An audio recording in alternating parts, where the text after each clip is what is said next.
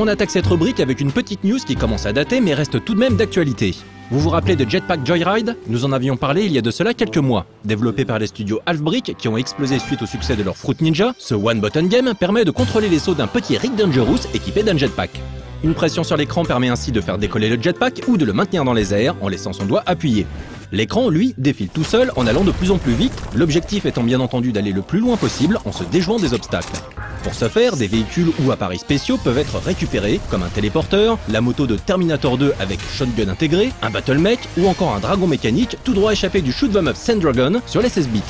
Visuellement très sympa, fluide et férocement addictif, ce Jetpack Joyride eut en plus l'intelligence d'intégrer des mini-défis permettant de monter en grade et de gagner de l'argent qui sert à customiser votre perso ou à acquérir des bonus provisoires.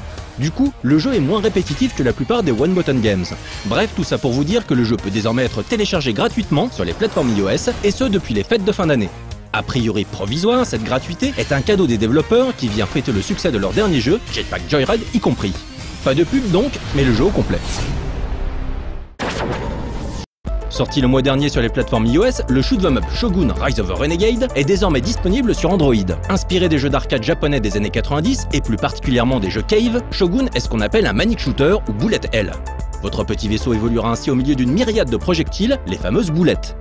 Le studio indé français responsable de cet excellent titre ne s'est pas contenté de rendre hommage aux grands noms du genre, comme Dodonpachi ou ISP Galuda, pour intégrer quelques petites nouveautés liées à l'ergonomie du jeu. Cave a en effet sorti plusieurs de ses classiques sur smartphone avec le succès que l'on sait. Comme pour ces derniers, il sera possible de déplacer son vaisseau en maintenant appuyer son doigt où l'on veut dans l'écran, ce qui permet du coup de le placer sous le vaisseau, de manière à ne pas jouer à l'aveuglette. Une idée toute simple, certes, mais indispensable à la jouabilité de ce type de production sur les écrans tactiles. À celle-ci, les développeurs de Shogun ont ajouté un menu de sélection et d'upgrade des armes apparaissant juste au-dessus du vaisseau lorsque l'on relâche son doigt de l'écran. En un tapotement, on peut ainsi passer du tir normal au laser sans que cela ne perturbe le déroulement de la partie. Super beau, fluide et qui plus est mis en musique par Yubaba Smith & Fortune, Shogun est une petite merveille, alors ne faites pas la boulette de l'ignorer. D'autant plus qu'une démo est téléchargeable gratuitement, ce qui vous permettra de vous faire votre propre idée. Oui, Death Rally, l'un des premiers jeux du studio responsable des séries Max Payne et Alan Wake, sortira bel et bien sur Android en mars, soit dans les jours qui viennent. Déjà disponible sur l'Android Market canadien et finlandais, mais également sur l'Apple Store depuis 2011, Death Rally est un jeu de casse-action vu de dessus qui a marqué les esprits à sa sortie sur PC en 1996. Renegade Ops, récemment sorti par Sega sur XBLA, Sen, l'ex-PSN et PC, renvoie ainsi directement à ce titre. On y contrôle des véhicules upgradables dans des courses dotées d'une forte dimension shoot 'em up, les graphismes très détaillés étant désormais en 3D. La maniabilité demandera un minimum de pratique et pas mal de persévérance, le contrôle du véhicule s'effectuant à l'aide d'un stick virtuel que l'on s'échinera à manipuler. Gratuite, il semblerait que cette version Android n'intègre pas de dimension multijoueur, contrairement à la version iOS qui a fait l'objet d'un gros update en octobre dernier.